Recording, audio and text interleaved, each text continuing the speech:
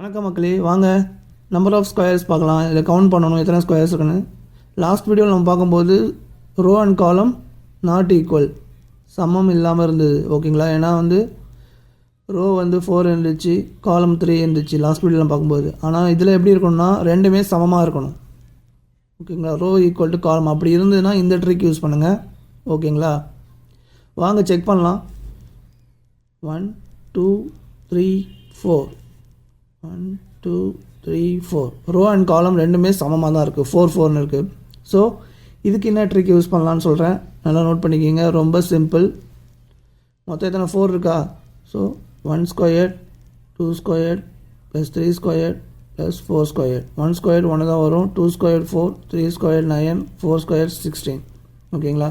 16 + 4 20, 9 + 1 10, 20 + 10 30.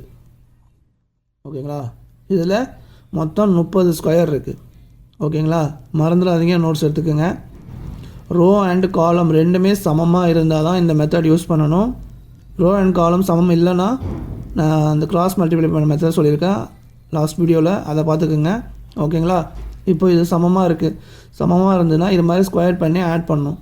Add பண்ணால் உங்களுக்கு ஈஸியாக கிடச்சிரும் நம்ம எத்தனை ஸ்கொயர்ஸ் இந்த இதுக்குள்ளே இருக்குன்னு. ஓகேங்களா? இதில் பாருங்கள், 1 2 3 1 2 3. ஓகேங்களா? இப்போ ரோ அண்ட் காலம் ஈக்குவலாக இருக்குது. ஸோ இதில் என்ன ஆன்சர் ஒன்று கமெண்ட்டில் சொல்லுங்கள். நெக்ஸ்ட் வீடியோவில் சூப்பர் டெக்கில் சந்திக்கலாம். வணக்கம் மக்களே, பை பாய்.